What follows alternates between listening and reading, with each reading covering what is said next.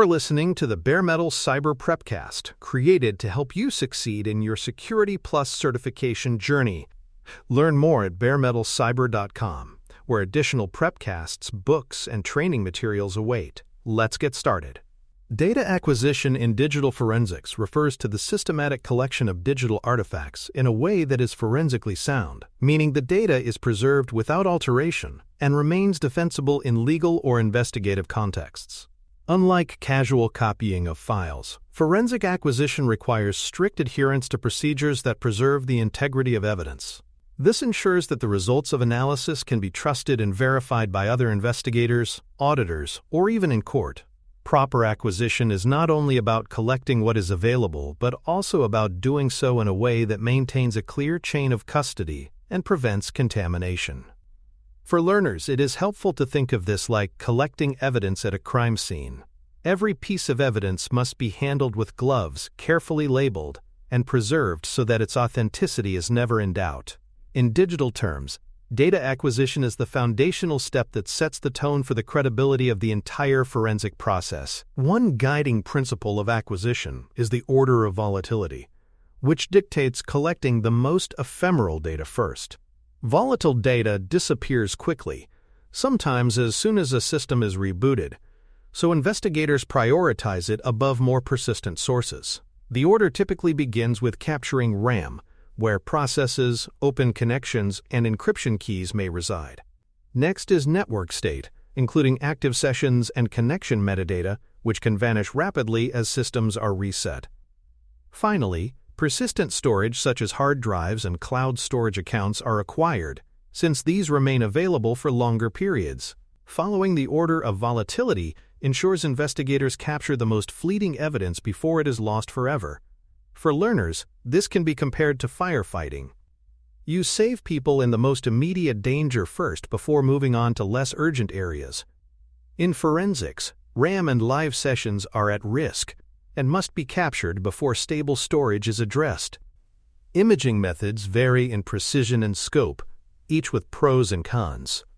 A bit-for-bit disk image is the gold standard, creating an exact replica of the entire drive, including unused space and deleted files.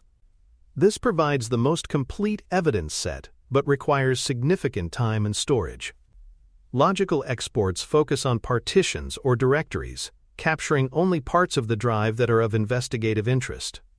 File-level copies are the least comprehensive, copying selected files such as logs or executables, but they are fastest and least resource-intensive. The choice depends on context.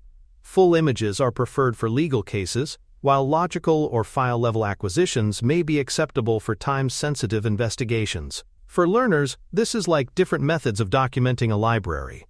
A bit-for-bit image is copying every book, shelf, and dust particle.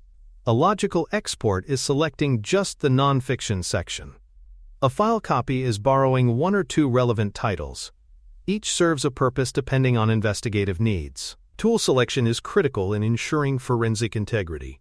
Tools must be forensically sound, widely accepted by the community, and produce reproducible results. Community acceptance matters because tools often need to be defended in legal proceedings, and well-established platforms like EnCase, FTK, or open-source utilities such as DD and Autopsy carry credibility. Reproducibility ensures that if another investigator uses the same tool and procedure, they will get the same results, strengthening defensibility. Investigators must also document tool versions and configurations, since even small changes can affect results.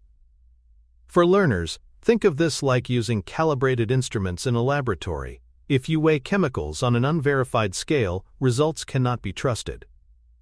Similarly, forensic tools must be trusted, validated, and widely recognized to ensure findings are credible and admissible. Chain of custody documentation is one of the most fundamental protections of forensic evidence. This record details who collected the evidence, when it was collected, how it was transferred, and what actions were taken on it. Each handoff must be documented, creating a continuous paper or digital trail that proves the evidence was not tampered with. Without this, evidence may be challenged and excluded in legal or regulatory proceedings. Chain of custody logs typically include signatures, timestamps, and case identifiers. For learners, this is like logging every time a piece of jewelry moves through handlers in a museum.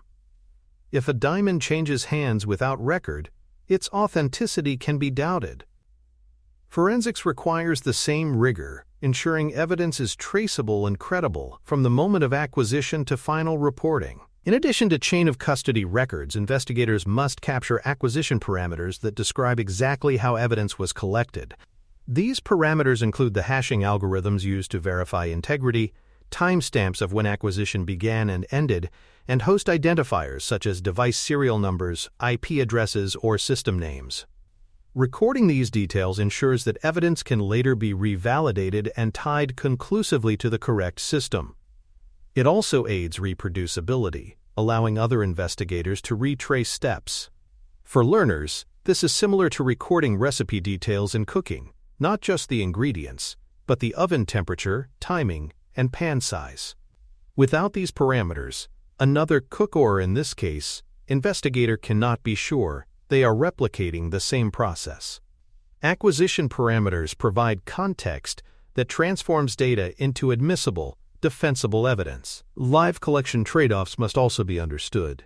In some scenarios, investigators cannot take systems offline for full imaging because the business impact would be too great. In these cases, live collection captures critical data from running systems without shutting them down.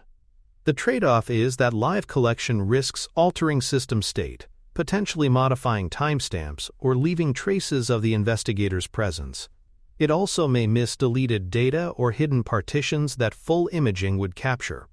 Choosing live collection versus offline imaging is a judgment call, balancing urgency with evidentiary completeness. For learners, this is like treating a patient during surgery. Sometimes you can't stop the operation to take X-rays. You must collect information in real time, even though it changes conditions slightly. The decision depends on context and priorities. Network capture during incidents adds another layer of evidence, but comes with storage implications. A full packet capture (PCAP) records every packet and allows deep reconstruction of sessions, but the volume can be enormous, especially in high-traffic environments. Selective captures, such as only recording metadata like netflow, reduce storage needs but provide less detail. Investigators must balance the need for depth against the realities of bandwidth and disk space. For legal cases or high-value assets, full captures may be worth the investment, while selective captures may suffice for broader monitoring. For learners, this is like recording a sports match. A full video captures every detail, but a highlight reel only shows the most important plays. Each has value depending on the investigative objective and available resources. Encrypted volumes present a unique challenge for acquisition. If investigators image a drive but do not capture the encryption keys, the evidence may remain inaccessible. Best practice involves capturing encryption keys from memory during live collection when they are still loaded in RAM. Investigators may also need to collect key files, recovery information, or escrowed credentials where permitted. Handling encrypted data requires careful documentation, since access may involve sensitive legal considerations around privacy and consent. For learners, this is like copying a locked safe. Without the combination or key, the contents remain inaccessible even though the safe is preserved. Encryption handling highlights the importance of prioritizing volatile memory and key capture before shutting down systems. Preserving original media as read-only is another cornerstone of forensics. Once evidence is acquired, the original source must be protected and stored safely, with investigators working only on verified copies. Write blockers, hardware or software devices that prevent modification are often used during acquisition to ensure the source is untouched. All analysis is then conducted on forensic images, preserving the integrity of the original data. This prevents accidental contamination and maintains evidentiary value. For learners, this is like storing an original painting in a vault, while curators work with high-quality replicas. The original remains pristine, ensuring that its authenticity and value are preserved no matter how many times copies are studied or displayed. Preliminary reporting provides stakeholders with early clarity after acquisition. Stakeholders such as executives, legal teams, or regulators need to know what has been preserved, the scope of systems imaged, and what data types were collected. This reporting is not about drawing conclusions but about transparency, demonstrating that evidence has been secured, chain of custody is intact, and analysis will proceed methodically. It reassures stakeholders that the organization is in control of the evidence-gathering process. For learners, think of this like a status update from a medical team after a patient is stabilized. The team explains what has been done, what has been preserved, and what comes next. Preliminary reporting builds confidence in the process, even before deep analysis begins. A practical exercise for learners is to run a controlled acquisition on a test host. Begin by capturing a RAM image with a memory acquisition tool. Next, create a bitwise disk image of the test system. For both, compute SHA-256 hashes to verify integrity and record them. Finally, prepare a short acquisition log that lists handlers, timestamps, and chain of custody information. This exercise demonstrates the end-to-end discipline of acquisition, prioritizing volatile data, capturing persistent storage, verifying evidence with hashes, and documenting every step. For learners, this is like practicing evidence collection in a mock crime scene. Mistakes are low stakes, but the skills developed translate directly to real-world investigations where every action must be defensible and every artifact preserved with care. Once data is acquired, packaging and secure storage of forensic artifacts become essential. Evidence should be carefully cataloged, labeled, and placed in containers, whether digital repositories or physical drives, that are protected with strict access controls. Tamper evidence is critical. Investigators must be able to prove that files have not been altered since collection. Digital equivalents include hashing and write protection, while physical equivalents may involve tamper-proof seals. Cataloging ensures that every item of evidence can be located quickly, along with metadata such as acquisition time, system identifiers, and handlers. This systemization turns a chaotic set of files into a manageable, defensible collection. For learners, think of it like an archive in a library. Every book has a reference number, a location, and a record of who has borrowed it. Proper packaging and cataloging ensure that forensic artifacts remain both secure and accessible for analysis and review. Automated ingest pipelines can streamline evidence management by transferring data directly from acquisition tools into centralized evidence repositories. Instead of manually copying files, which risks error or oversight, these pipelines enforce consistency and log every action automatically. They can tag evidence with case IDs, calculate hashes on ingestion, and apply access permissions based on role. Centralized repositories also simplify collaboration, allowing authorized investigators to access evidence without breaking chain of custody. For learners, think of this as airport luggage handling. Every bag is tagged, scanned, and tracked through automated systems rather than relying solely on manual labor. Automated ingest pipelines increase efficiency, reduce error, and ensure that evidence flows smoothly from collection to storage without gaps that could later be exploited in legal challenges. Integrity verification doesn't stop at acquisition. It must continue throughout analysis. Periodic rehashing of evidence ensures that files remain unaltered during storage and access. These checks should be reconciled with chain of custody logs to confirm that no unauthorized modifications have occurred. By verifying integrity at multiple stages, investigators build confidence that their analysis is based on pristine data.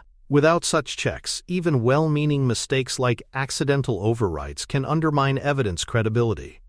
For learners, this is like periodically checking the seals on stored evidence bags in a police locker. If the seal remains intact, confidence is preserved. If it is broken, the evidence is compromised. Digital rehashing provides that same ongoing assurance, ensuring integrity from start to finish. Minimizing investigator footprint on live systems is another consideration in maintaining forensic soundness. When live collection is required, investigators must use tools and methods that alter the system as little as possible. This means avoiding unnecessary commands, refraining from manual browsing, and sticking to tested scripts that log their own actions. Excessive footprint can contaminate logs, change timestamps, or overwrite volatile evidence. For learners, This is like archaeologists brushing sand carefully off artifacts rather than digging aggressively with shovels.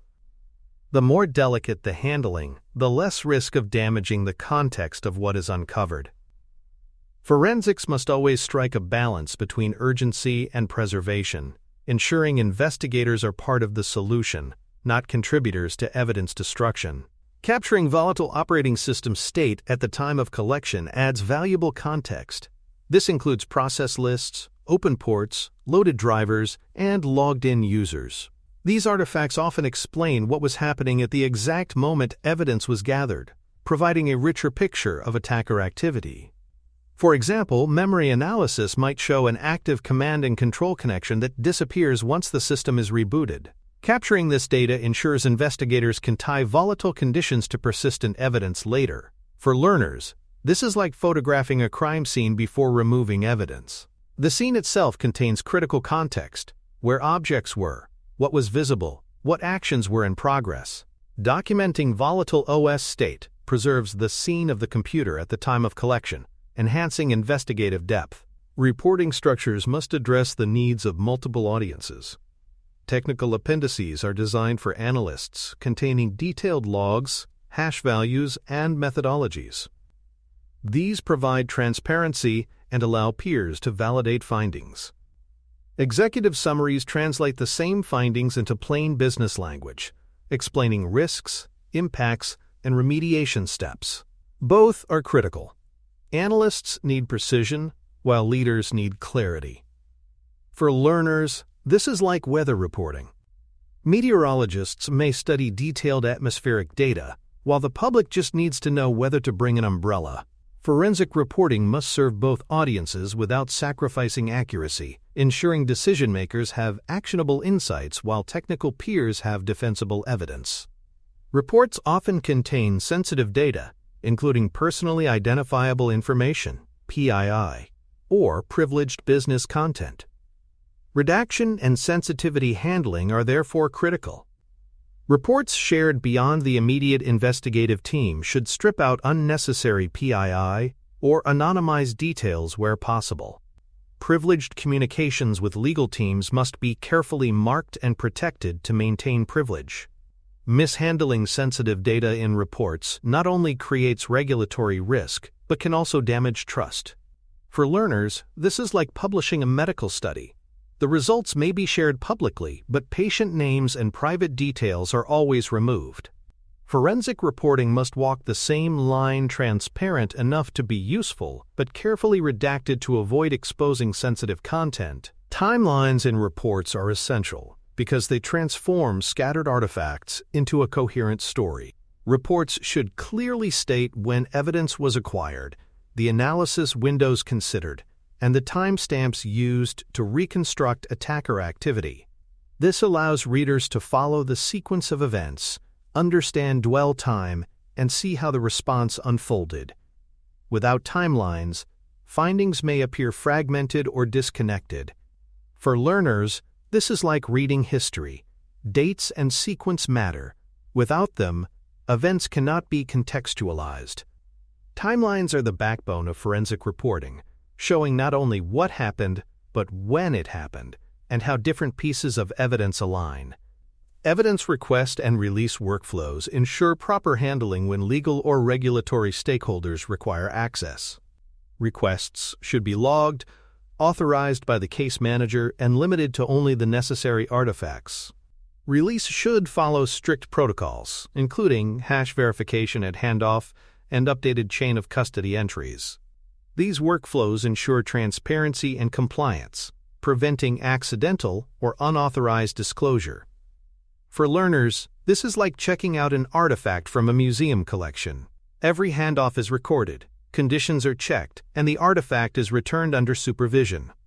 Evidence request workflows protect both the evidence itself and the organization's credibility when external scrutiny is applied. Standardized report templates are another best practice, ensuring completeness and auditability across cases. Templates should include sections for scope, acquisition details, methodology, findings, and recommendations. Appendices can contain technical artifacts like hash values or log excerpts. Using standardized formats prevents omissions, simplifies review, and builds consistency across teams. For learners, this is like forms in a hospital. Standardized intake ensures doctors never forget critical questions, even in emergencies. Forensics benefits similarly structured templates keep reporting comprehensive, consistent, and defensible, regardless of which investigator authored the report. Clear handoff procedures must be established when investigations move from incident response to legal or law enforcement teams.